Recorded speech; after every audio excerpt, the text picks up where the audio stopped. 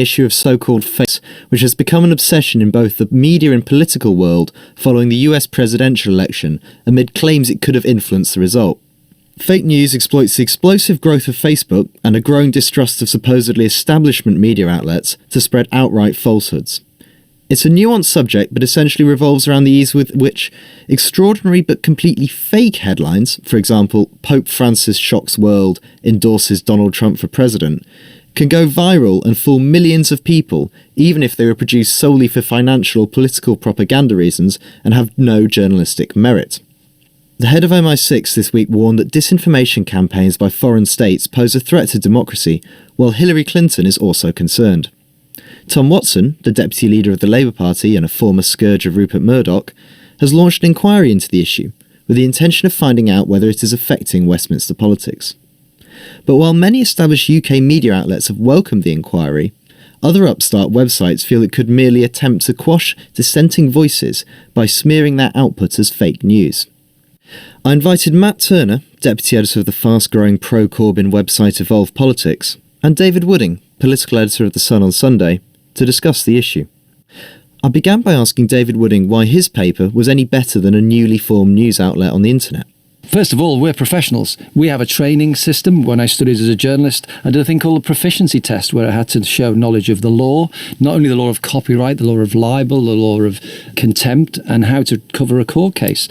Of course, people who run the internet, a lot of them are largely untrained. Newspapers do take a stand on things, but sometimes on the internet, can you trust what you're reading? There is no regulation of the internet whatsoever. So Matt, you work for a site called EvolvePolitics. You've got an audience of hundreds of thousands of people reading some of your political stories. Yeah. You're still an undergraduate student. How can we trust you? I mean, you've not had any training in this. How do we even know that what we're reading on your site's correct?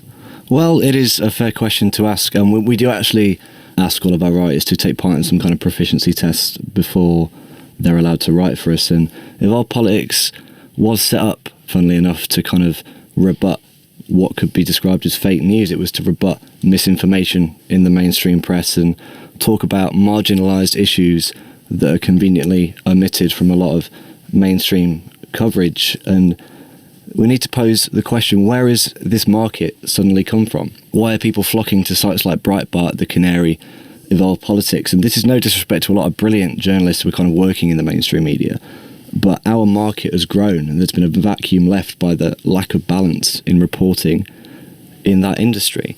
And as soon as we take a line, like pretty much all private media does, we've been called fake news before, simply because we are a pro-Corbyn, pro-Labour website, and that's quite disingenuous, it's quite elitist, and I think that drives more people to us. We haven't really had a definition of fake news yet. For example, the Washington Post recently actually published a huge list of fake news sites.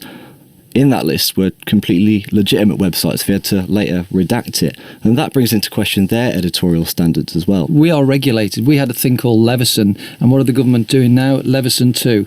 Yes, not all national newspapers or broadcasters on TV and radio are bang on accurate with everything they do. We all make mistakes. But we had this massive inquiry costing millions of pounds, and there was a 2,000-page report of which only 12 pages covered the internet. Now they're talking about having a Leveson 2. It's like having road traffic laws to regulate the horse and carriage when the combustion engine has just been invented. You know, it's an outdated regulation. But we are regulated. We can't run a thing which is false without having not only Twitter on our backs, but people complaining to Ipso and us having to publish apologies and corrections. We have accurate stories banned from the press because of the rich and powerful using the law courts to stop us when it then goes out on the internet, and often unproven. We have stories which come to us, we check them out thoroughly using our trained journalists, and we don't run them because they're false. Then they appear as rumours on the internet 3 weeks later saying we're covering them up. To respond to David's point, I mean, only a few weeks ago we saw an absurd article in The Sun and the Daily Mail which accused Corbyn of doing a dance on the Remembrance Sunday parade. In fact, he was talking to a veteran with a brisk walk. And I'm afraid that was not in The Sun. That was on a website. Now, again, this is the thing about websites. They use clickbait. They use things which look good. Is Corbyn doing a merry dance? ? And use 3 or 4 pictures. Hang on, David. That was The Sun's own website. That was on a website, yes. But it was The Sun's own website. I know, and I'm aware of that. I can't talk for our website. I work in the print media. media, but it was not used printed because the news editor of the day, again, these people who work on newspapers are thoroughly trained and properly. Yeah, mistakes are made and corrections are made when they go wrong.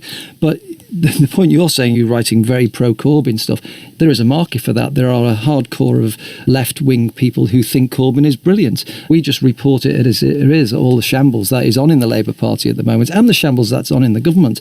A lot of people don't like it and they read it on a feed where they think they will get what they want to hear. So, Matt, do we think that the BBC is blocking coverage of this issue? Because one of the quotes that's on your site was, the BBC has no real concern about fake news. All they are concerned about is maintaining their grip and control on information in an age where new media is becoming increasingly relevant to a public disenchanted with their pro-establishment narrative. Do you think that's correct? I think it's a really interesting position to take. I think it's got a lot of grounding in it, because what I see a lot of establishment media outlets doing at the moment is trying to stem this populist outrage against the establishment, because people are fleeing left, people are fleeing right to places like the Canary and Breitbart, and we've got an intellectually bankrupt centre ground and their media who don't know what to do, because they are losing hearts and minds, both left and right, and they've tried and tried again to bring them back into their readership, and they've failed miserably. David, just to wrap, I mean, this is basically the last howl of the mainstream media crying fake news as it's going down, trying to take out its new challenges, isn't it? I think, like books and television, I think newspapers will be here. There'll be fewer of them.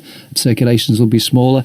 But some people will always want to have a piece of printed quality journalism. David Wooding and Matt Turner there.